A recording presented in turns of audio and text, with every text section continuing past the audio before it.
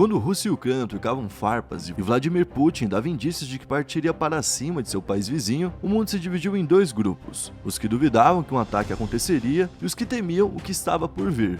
Então, veio um momento que não era uma questão de acreditar ou não. A guerra estava acontecendo diante dos nossos olhos. Desde a virada do dia 23 para o dia 24 de fevereiro, já se passou um mês de conflitos no leste europeu. Muita coisa aconteceu e com esse vídeo de hoje vamos te passar um resumo de tudo que vem acontecendo no confronto entre Ucrânia e Rússia.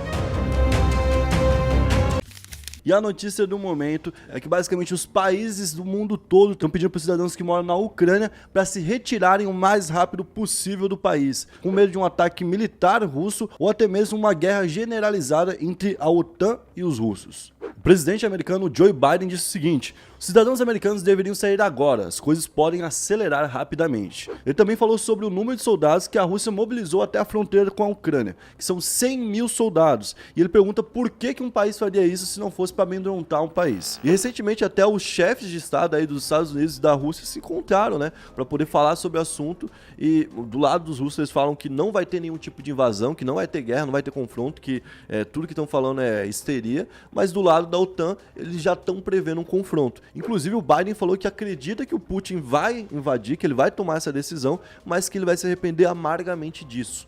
Ou seja, vamos ver uma guerrinha. A gente está vivendo rolando. uma tensão muito forte. Não sei se vai ser uma guerra mundial, mas Mas pode eu ser um digo uma conflito guerra muito entre forte os na Ucrânia. países. Pode ser divisão da Ucrânia, por exemplo, em duas Ucrânias. Igual tem Coreia do Sul e Coreia do Norte, pode ter Nossa. Ucrânia do Sul e Ucrânia do Norte daqui a pouco. Nessa quinta-feira, rebeldes separatistas da região leste da Ucrânia acusaram as forças do governo de terem efetuado disparos no território que eles dominam. Há algumas semanas vemos notícias sobre um possível confronto entre Rússia e Ucrânia, com um ataque tendo acontecido na região de Donbass recentemente e alertando a todos. Hoje vemos que não era apenas histeria midiática, como alegava Putin, presidente da Rússia. A invasão russa contra a Ucrânia é real e se iniciou no dia 23 de fevereiro de 2022, colocando assim os dias atuais na história. Basicamente, o Putin apareceu na televisão para fazer um comunicado muito importante. Ele disse que uma ação militar na região de Donbass estava autorizada. E disse também que era a hora dos militares da Ucrânia irem para casa, ou seja, não resistirem à invasão russa que aconteceria logo em seguida, né? Ainda nesse pronunciamento do Putin antes de toda a invasão, ele chegou a citar que qualquer país de fora que se envolvesse teria uma resposta imediata. Vou ler palavra por palavra dele para vocês poderem entender. Quem tentar interferir ou ainda mais, criar ameaças para o nosso país e o nosso povo, deve saber que a resposta da Rússia será imediata e levará a consequências como nunca antes experimentado na história. Quando isso aconteceu, depois de muito tempo na Europa, a gente ouviu de novo as sirenes de bomba. Cara, olha que situação que a gente tá vivendo agora. Essas sirenes são aquelas que eu falei que tem nos bunkers, lembra? Sim. No vídeo que eu falei dos bunkers ucranianos? Sim. Existem as sirenes para tocar, mostrar que vai ter um bombardeio aéreo e as pessoas se esconderem nos bunkers e dentro do metrô. Inclusive, essa galera da Ucrânia tá toda já treinada. Estava pra usar treinando os- nessas os últimas bunkers, semanas, a gente né? falou sobre isso aqui, né?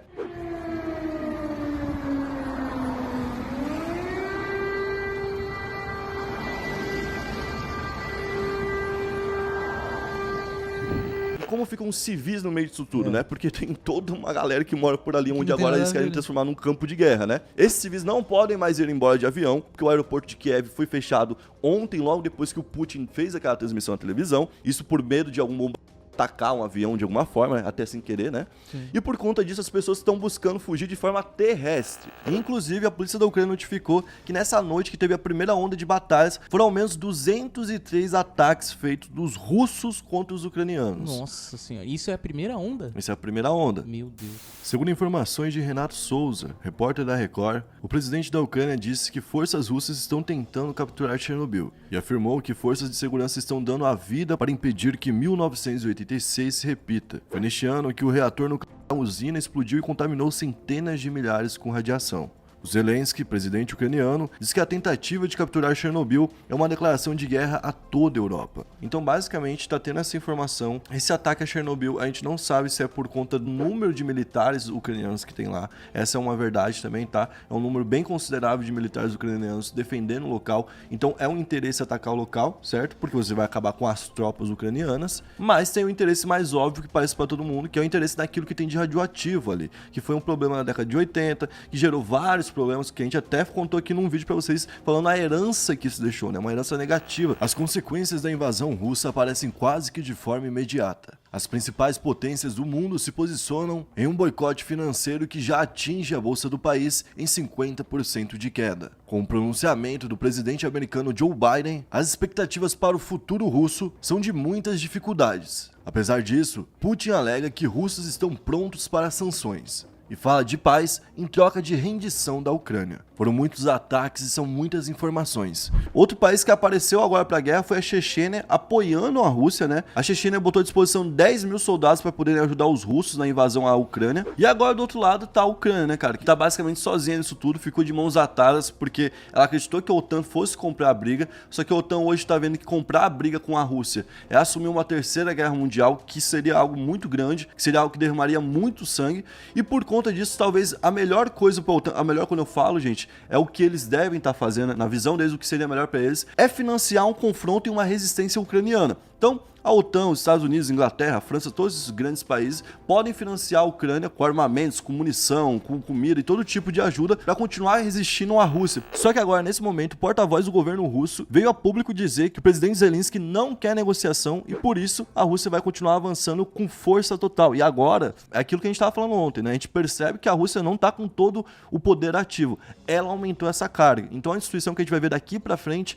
é muito maior do que a gente já viu. Outro fato importante que a gente tem que trazer aqui é que a Rússia soltou bombas ainda mais fortes nessa noite na Ucrânia. Essas são as chamadas bombas termobáricas. E um dos apelidos que esse tipo de bomba recebe é de pai das bombas. Em um dos vídeos gravados por civis ucranianos dá pra ver exatamente o tamanho da explosão.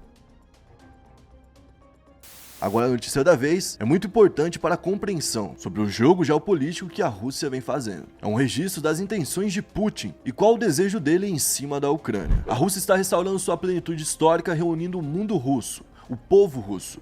Se tivéssemos abandonado isso, se tivéssemos permitido que a divisão temporária durasse séculos, não apenas trairíamos a memória de nossos ancestrais, mas também seríamos amaldiçoados por nossos descendentes, por permitir a desintegração da terra russa. Aí ele continua falando, agora esse problema acabou, a Ucrânia voltou para a Rússia. Isso não significa que seu estado será liquidado, mas será reorganizado, reestabelecido e devolvido ao seu estado natural, de parte do mundo russo. Ou seja, a intenção deles era que na sexta-feira já não existisse mais Ucrânia. Provavelmente existiria Ucrânia, seria a região da Ucrânia, mas a Ucrânia seria uma região dentro da Rússia. O século de liderança global da Europa acabou.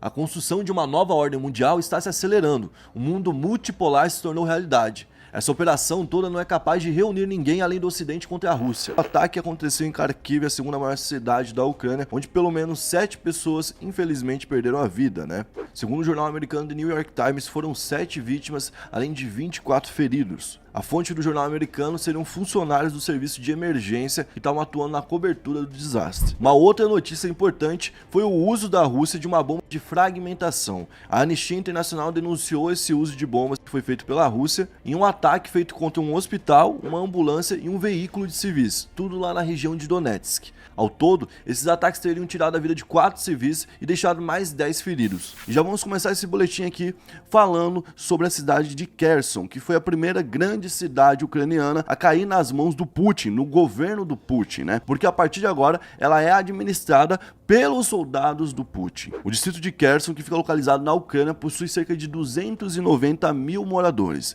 E desde o dia 2, que foi ontem, se mantém em posse dos russos. Nessa quarta, no dia de ontem, o Ministério da Defesa da Rússia afirmou que as forças armadas do país tomaram a cidade. Quem falou com ele também foi o presidente da França, Macron, que conversou com ele por 1h30, e o Macron, quando externou isso, disse da pior forma, disse que o pior está por vir, certo? Que a guerra da Ucrânia não está perto do fim e que o Putin deixou bem claro que ele quer conquistar toda a Ucrânia, e não só uma parte, não só o sul, não só a Crimeia, não só Kiev. Toda a Ucrânia. Na madrugada dessa sexta-feira, tivemos um dos momentos mais críticos de todo o confronto. A usina nuclear de Zaporizhia foi bombardeada a metros de distância dos 6 reatores nucleares que formam a maior usina de toda a Europa. O ataque acontece logo após o presidente francês Emmanuel Macron ter conversado com Putin por cerca de 1h30 no dia de ontem. Um bombardeio russo atingiu nessa sexta-feira a região central nuclear de Zaporizhia, inclusive sendo a maior da Europa e que fica localizada no centro-sul da Ucrânia. E a usina produz quase metade da eletricidade do país, que seja nuclear, e produz 20% de qualquer energia, ou seja, 20% das casas na Ucrânia, 20% de 44 milhões, tem energia por conta dessa usina. Próxima notícia é sobre um depoimento da Lyudmila Narusova, que é um membro do Senado russo e que confirmou uma grande baixa e uma grande derrota. Olha só o que ela falou. Ontem os recrutas que foram obrigados a assinar um contrato ou assinado por eles foram retirados da zona de guerra da Ucrânia, mas de uma companhia de 100 homens, apenas 4 ficaram vivos. Ou seja, ela está falando que de um pelotão, só 4% sobreviveu. É muito pouco. Isso já tinha sido apontado pelos ucranianos, mas agora foi apontado por uma autoridade russa, né? E no dia 4 de março, os ucranianos apontaram que 9.166 russos já perderam a vida. As ameaças de Putin ficam mais sérias. Segundo o presidente russo, dependendo do que ocorrer nos próximos dias, a Ucrânia vai acabar como um país. No dia de hoje, pela manhã, era para a Rússia ter feito um cessar-fogo temporário para facilitar a evacuação de civis e a entrada de suprimentos em alguns locais da Ucrânia. Mas isso não aconteceu, com acusações do governo ucraniano de bombardeio russo no local combinado para a evacuação de civis. O diretor-geral da OMS, o Tedros Adhanom, afirmou na madrugada de domingo que a entidade confirmou vários ataques a hospitais, deixando muitas vítimas e muitos feridos. Em alguns casos, eles pegaram esses hospitais das cidades, invadiram e fizeram suas bases militares ali dentro. E depois de invadir os hospitais, os soldados russos proibiram os médicos de atenderem ucranianos, atendendo somente os próprios soldados da Rússia, certo? Então isso, segundo a própria OMS, é um crime de guerra e que fere todo tipo de direito internacional humanitário e que nenhuma guerra permite isso. O prefeito, que se chama Yuri Prilipiko, poderia ter ficado num bunker, poderia inclusive ter saído da Ucrânia, ele tinha essa disponibilidade, inclusive vários prefeitos da Ucrânia fugiram, teve uma imagem feita deles saindo, furando fila, furando trânsito, um monte de coisa acontecendo assim. É doideira, época de guerra, né? Mas ele não quis, ele preferiu ficar lá ajudando as pessoas, né? E como o local tá com falta de suprimentos, o governo local tá ajudando as pessoas com distribuição de pães e remédios. E ele tá fazendo justamente isso, quando acabou sendo atingido e não sobreviveu. Bom, a próxima notícia é sobre a declaração do ministro de Energia da Ucrânia, que disse que os funcionários de Zaporizhia, pra quem não lembra, foi aquela usina nuclear que foi bombardeada na semana passada e que a gente falou sobre o tamanho do risco que era 6 vezes maior do que Chernobyl, né? Sim. E nesse local, então, que está na mão dos russos e que tem cerca de 500 militares russos por lá, os funcionários estariam sendo torturados. Isso numa intenção de que eles fizessem uma declaração pública que beneficiasse a Rússia. As pessoas estão vivendo nessa usina nuclear sem nenhum tipo de descanso. Inclusive, é o que está acontecendo em Chernobyl também. Segundo a própria ONU, há 13 dias, os funcionários de Chernobyl estão trancados por lá e não podem parar nenhum minuto. Eles são obrigados a continuar esse trabalho incessante para que o local não tenha nenhum problema muito grande. A primeira notícia que a gente vai trazer tem a ver com o estrago que está acontecendo lá em Mariupol, onde agora crianças estão brigando por comida. Então, realmente, a gente percebe que a situação está ficando muito preocupante em algumas cidades pontuais da Ucrânia. O país todo, claro, está vivendo uma situação muito preocupante, mas algumas áreas têm situação mais delicada e Mariupol é uma delas, talvez até a principal cidade nesse sentido. São 9 dias de muito bombardeio, de morte, de destruição de áreas residenciais. As autoridades, inclusive, estimam que já morreram 1.300 civis na cidade. O próprio ministro das Relações Exteriores da Ucrânia falou que a situação da cidade é a mais difícil do país, então ela realmente confirma tudo aquilo que a gente vem falando de que o estrago lá está realmente sendo muito grande. Além da briga por comida que começou a acontecer, outra coisa também é o roubo dos combustíveis. Então pessoas estão roubando carros de outras pessoas por combustível, porque realmente os recursos lá estão muito escassos. E enquanto a Rússia está anunciando reforços vindos do Oriente Médio, a Ucrânia recebeu um grande reforço também. Estamos falando de Wally, que é como ele ficou conhecido. Ele se tornou um destaque mundial após abater um terrorista a 3,4 km de distância. Um outro número muito importante sobre os atiradores de elite e sobre o Wally e a diferença dele é que os atiradores comuns em um dia muito bom conseguem atingir 5 a 6 alvos, ou seja, 5 a 6 pessoas, né? E um grande sniper pode atingir até 10 pessoas em um único dia. Já o Wally, segundo o jornal Mark e vários outros jornais, consegue atingir até 40 pessoas em um único dia. Ou seja, o Wally consegue fazer o que 4 grandes atiradores de elite fazem, entende? A nossa primeira notícia é sobre um ataque feito pelo pelos russos numa região próxima da Polônia, onde os mísseis foram disparados contra a região de Lviv, para ser mais exato, e mais especificamente ainda em Yavoriv.